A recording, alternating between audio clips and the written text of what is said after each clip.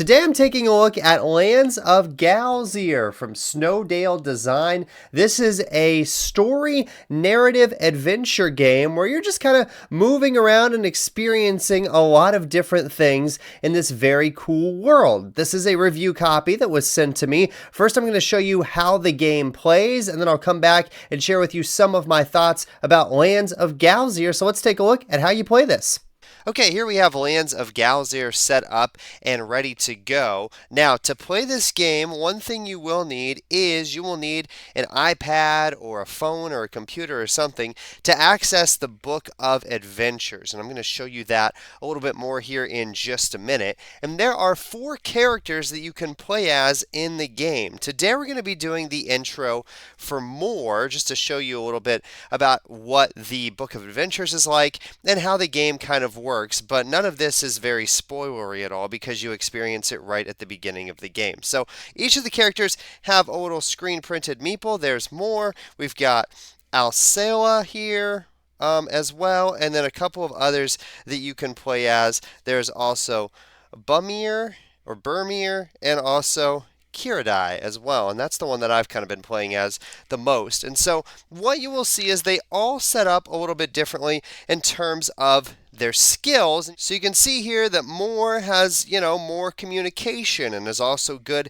at knowledge and also has a little bit of might as well. But then if you were to play as somebody like, say you play as a Sayla here, well, they've got some more perception and a little thievery and some survival instincts as well. So all of the characters are set up a little bit differently, and throughout the course of the game and also while you're going through the stories, you will take these little pieces out and put new ones in or rearrange them to maybe change your skills as you're going through the course of the story. So how does this game work? Well, there's 2 things that you can do on your turn, and you're going to be doing these same 2 things every single time, every round. So you will travel, and then you will have the story phase where you will resolve a scene from the Book of Adventures. And in the solo mode, you have to play cooperatively. You can play this game competitively if you play more than one person. But what you do is, to start the game, you will have, look at this card right here, this Harmony card, and it will tell you based on the number of players where to put this marker on this particular board. So you can see we've got an 8 there below the 1 player, so it's a little hard to see, but I'm going to scoot this up so that you can see it really quick here. You can see this down here is 8 spaces from where we are starting, so you will play 8 rounds in the solo mode of the game. So to show you how this works, we're going to go to the Book of Adventures. Normally on your first turn, you would move and you would decide where you want to start this particular game from, but for your first game, you go to the Book of Adventures and you start your adventure. You can see on this card right here for more, you've come to Galzyr in search of White Fang, the hero of your favorite childhood stories. And there's no better way to start than from the very beginning. So I'll show you how this works. You go to the Book of Adventures here and you input that scene number. Every scene has a different number. So you'll type in 0085 and then it will load the story here. And it will tell you kind of what you're going to be doing and where you need to move your adventurer to. So you're going to move your adventurer to Chebar, and that is where they are going to start this particular game. Now, you can see at Chebar, there's also one of these tokens. That is a quest token, and throughout the course of the game, you can pick up quests that are not character specific. Anybody can do them, although when you're playing in the solo mode, you will be doing all of them. And then if you were to pick that up, you would flip that over, and it would have a quest on it that you would be able to complete. Usually it would gain you prestige or some sort of reward, maybe an item, something like that. So you would hit this button and say head into town, and then you would read this part of the story, and then you get a random 100 card from the library and give it to the character who's playing as Moore. Now, what I haven't shown you yet is that this game comes with a big box of cards. Here are all the cards that come in the game. So there's lots of different ones that you will be using throughout the course of the game. But a random 100 card, we pulled this oil lantern. So this is an item. So Moore will be able to have this as an item, and you can have up to 3 items at a time on your particular character. Now, you'll also see on this item that there is a specific tag. So anytime this character explores, they get 1 success and they get to reroll up to 2 dice. Anytime they search, they get to reroll up to 2 dice as well. That's important to keep an eye on when you're deciding which skill checks you want to go after. So we've done that. So we hit continue on the Book of Adventures, and we can investigate the memorabilia or sneak into the bedroom. Now, to investigate, we would need 2 successes on that particular skill. To sneak into the bedroom, we would need 1 success on that particular skill. You can see Moore doesn't really have any great skills in either of those areas. So we'll go ahead and pick the easy one, again, just to show you how it works. So what you will do is you will assemble your dice pool, and that's the other part of this game. And in fact, in the first kind of card that it shows you, it will tell you how to set up your dice pool. So the game comes with all these different dice with all these different icons on it. And so for Moore, the die we're going to be using is an orange die. And you're saying, why are we doing that even though it is a skill check for the pink skill? Well, you can see there are some successes on here of that particular roll that we need. And that's how this works with this kind of skill area, if you will. So if you have this challenge, you can also use dice of this color or this color would be very helpful in trying to get that achieved. For this one, dice of this color and this color would be helpful. So what you will do is you will take that one die, that one orange die that we will be using for this particular challenge, and then also 4 of the black die, and you will roll them here. Now the game doesn't come with this dice tray. I just have this, but they do have a dice tray that you can purchase if you are interested. So we got 2 successes there. So now we go back to the Book of Adventures, and what you will do is you will hit Reveal Outcomes right here on the book, and you have 1 through 2. And then you go through and read that part of the story, and then hit continue, and then you do another skill challenge. And so that's all I'll kind of show you at this point because I don't want to spoil too much, but you use the Book of Adventures, which is a website that you can also download and just have stored locally on your device, and then you're going to be just going around the board and doing these various skill checks throughout the course of the game. So there's different places you can go. Obviously these are cities that you can stop at, but you can also stop on these places as well. And then if you say you were here, whenever you travel, you're able to move up to 2 spaces. That's sometimes modified by cards you have. Sometimes you might be able to move more than 2 or less than 2, but say you were on this particular space right here. Well, then you could draw an event card to get your story, and you would just go down this list and you'd say, is it Saturday? No, it's not Saturday. It's Wednesday. Are we on a settlement? No. Are we on a grassland? No. Forest? No. Hill? No. Mountain? Yes. So we would go and type that into the Book of Adventures and do whatever that tells us to do. And then you're moving throughout the game board here. There's 2 sides to this. There is summer and there is winter. So right now we're in the month of April. That's where I've started this game. But as you go through each session, you will advance through the months, and then you will flip the board over at some point and be in the winter phase of the game.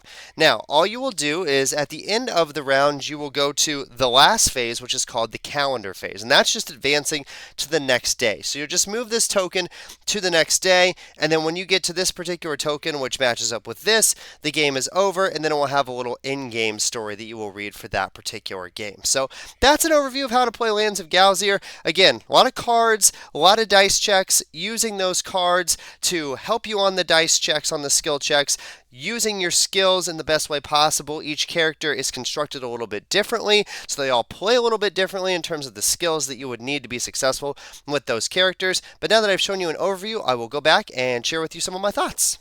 Okay, you've seen how Lands of Galzyr plays. I've given you a little bit of an overview without being too spoilery, and now I'll share with you some of my likes and dislikes for this game. My first like is that this takes all my favorite parts of like a campaign or storytelling game and just focuses on those parts. When I play games of that type, I want to go explore the new spots. I want to read the story and find out what's happening, and in Lands of Galzyr, that's basically all that you are doing. There's none of that administrative work that comes with some of these other games of this type where you have to do so much other stuff that is taking away from the fun part of going and exploring the land and reading the story and learning about your character. And that's all you're doing in Lands of Galzyr, and it's super duper fun. Also, it's a very simple game to play as well. The instructions are not complex. You've got a few different types of cards that you will have throughout the course of the game, but all you're doing on your turn, like I showed in the overview, is traveling and then reading from that book of adventures, and you're just doing what it says. It guides you through whatever actions you need to take for that particular round. So it's very easy to learn, and I like that about this type of game. Also, even if you fail a dice check, which you are doing throughout the course of the game, those consequences are not devastating. You know, sometimes you play a game, and a campaign game, story game, whatever it might be, and you go to the wrong area, or you fail one of those skill checks, and now you're like, oh, this is going to take us multiple rounds, or maybe even multiple games to recover from. Or maybe we just lost this particular game because we weren't able to roll the dice correctly. Not the case in Lands of Galzyr. You know, if you do fail one of those dice checks, usually the consequences are not all that serious. Might be something that affects you for a couple of turns,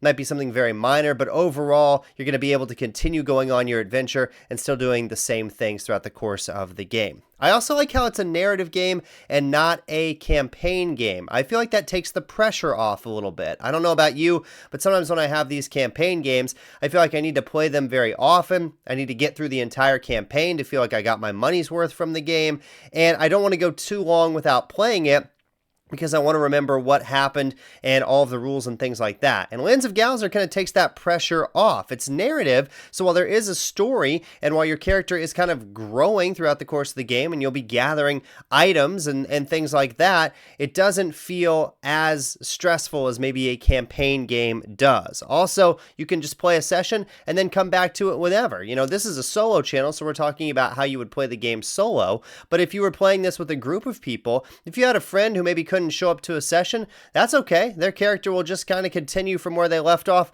the next time you all play together. And so it makes it very easy to kind of drop in and out if you want to, if you are playing this with a group of people, or if you decide that you want to, you know, get this for yourself for solo and then pull it out with a group of people. It works very easily to incorporate some more people into this. Also, there's enough randomness with the months, the different months and the different sides of the board, the summer and the winter, and also the starting days, that it feels different every time you come back to it. You know, things might be in different spots, characters might do different things on different days. Those event cards, obviously what you type in for those are going to be different depending on what the day is or what month it is or something like that. So that's a really fun aspect that they've included in this game to make it feel a little different every time you open it up and you play it. I also really enjoy the web-based storybook. I think that's a really good way to do it. They could have printed a huge storybook for this game, probably would have added to the cost of the game though, and I like the web-based. It's very easy. You just type in the number on the card, go through, read the story, do your skill checks, get your cards, whatever you might need, and it all works out very well. In fact, you can even download it to a device if you want, so you don't have to have an internet connection to play this game. You will need something to read that book of adventures on, either a phone or a tablet, computer, something like that. But I really like how they went that route with it. I do like storybooks in games. I think those are fun sometimes, but sometimes the monotony of flipping back and forth and checking different boxes and things like that, you don't have to do that in this game. You just type that number in, and then you're reading your story, and you're in the right spot. The writing is very good as well. I really enjoyed the writing in this game. The sessions that I've played with my character, I've really enjoyed what my character has done throughout those sessions and some of the stories that have been told throughout those sessions. So really enjoy all of that. And the quests feel varied as well. Speaking of kind of like the story, you know, when you go to those different spots, you might pick up a quest, and you may not be able to complete that quest that game, but they feel like you're doing kind of different things in all of the quests that I've encountered so far. So really enjoyed that aspect of the game as well. I also like there are companion cards that you can get throughout the game, and these feel so thematic. So these will be characters that might join you, maybe just for a couple of rounds. They might just hop around for like 3, 4, 5 rounds, then they kind of go about their way and do their own thing. I really enjoy that. They're usually characters and companions that can kind of help you out a little bit with some skill checks, maybe help with your movement, something like that. But what's really enjoyable is that it feels very natural to the world that they've created here. Is like, hey, your friend's here for a couple of rounds, and then your friend is going to leave and go do something else. Then maybe you'll encounter them again later. So I really enjoyed those companion cards. Also, the card system is easy to manage. You've got all those numbered cards, just going through that, pulling out the cards that you need. I never felt like I had too many cards. That's another thing that can happen sometimes in campaign games, is that you can get so much stuff that you feel like you can't manage it all. And again, this is just narrative, not campaign, but I'm comparing it to that a little bit because it's doing some things that are similar to games of those types. But I really enjoy enjoy that the max number of items you can have is just 3 items. Makes it very easy to manage that. You might have a couple companions at a time, but like I said, those drop off. You can only have a maximum of 3 quests at a time. So they've done a lot of things here that make it very easy to manage kind of all the stuff that you have in front of you, so you don't feel overwhelmed by trying to go through, 50 cards to figure out what the best item is for this particular situation. Now, that can be fun in certain games, and sometimes that's the appeal of a game, is to like gather all this stuff up, but I enjoy what they've done here to keep it simple and keep the gameplay easy to manage. I also like how the dice checks work in this game, which I showed you a little bit. Again, it's fun. It's not punishing. The way that you can use those adjacent dice to the skill that you might be testing at that particular time is really nice, and it kind of gives you some interesting decisions to make when you're maybe changing your skill set throughout the course of the game, which will happen from time to time. You might be able to switch one of those little pegs out and pick something else to have as your skill for that particular game, or for a couple of games before you switch it out for something else. So the dice checks are really well done in this game. Again, they're not punishing, they're fun. You can use those adjacent dice. Also, once when you roll all your dice the first time, if you decide, that's a really bad roll, you can re-roll all of them initially for the dice check. So that's really helpful too. And the cards will help mitigate some things too. They might give you successes. They might allow you to re-roll certain dice when you're doing certain actions, and depending on how you stack those cards or what items that you get, you might decide to do a particular type of action more than another just because you have cards that will help you out in that situation. Also, the solo mode for this game works exactly the same as the multiplayer. You do have to play it cooperatively when you play solo, so there's no like bot or anything that you play against in this game, but it's very easy. There's no additional rules that you have to learn. Only thing you can't do in the solo mode is the trade action, which obviously if you're playing with more people, if you are both on the same spot, you can trade items if you would like. You can't do that in the solo mode, but that's minor, and then that's not a big deal. I found that I always had, the stuff that I needed to be able to be successful in the skill checks and things like that throughout the course of the game. And my final like for this game is that the save system is absolutely fantastic. It is so fast to set up and tear down this game. It gets it to the table more because of that very fact. Again, going back to narrative games and campaign games, sometimes they can be a hog to kind of set up and tear down. Not Lands of Galzyr. It's very easy. You just put everything, when you save a game, put all of your characters' cards in that specific spot in the kind of storage compartment. You put all of your cards that you might have at that particular time that apply to everybody in a separate storage compartment, pack everything up, and then you're good to go for the next game. When you get it out, you just take that out, set up the board, put the cards out, get your character ready, and you're ready to play. I found myself being able to, after the initial setup where you're kind of sorting the cards out and assembling kind of the character boards and stuff, I was able to, get this set up and playing within like 5 minutes, which is impressive for a game of this type. Again, it's got a lot going on, and it's got a really cool story, but it's not a game that has required a ton of components or a ton of items that you need to deal with on setup and teardown. So those are all my likes for Lands of Galzyr. Again, very enjoyable game overall. So now I'll move on to my dislikes for Lands of Galzyr. I don't have very many. I have a lot of positives, just a few minor things. One is I wish I could travel further sometimes instead of just 2 spaces. Sometimes when you get a quest card or another card that you encounter in the story, you might look at where it is on the board and say to yourself, I'm not going to be able to make it there this game just because the amount of spaces it is for me is too far away when I can only travel 2 spaces every turn. So that's a very minor dislike because, again, those spaces in between the big city areas still have fun things to do and still have enjoyable story experiences when you land on those spaces. It's just sometimes you have to say to yourself, okay, well, we're going to handle that next game because we're not going to be able to get there this game for this particular quest or task that I'm trying to achieve. Also, one other minor dislike is the little cardboard dividers that are in the card compartments there where you store all the cards could just be a little bit thicker. I found myself those would fall down sometimes, and then cards would like slide underneath them. It was a little bit hard to get them out, but again, very minor complaint there. You could put something else in there if you wanted to have kind of a thicker divider, but the cardboard's just a little thin, and so sometimes it's a little flimsy when you go to, get the cards out, and they just slide a little bit. But other than that, those are very minor dislikes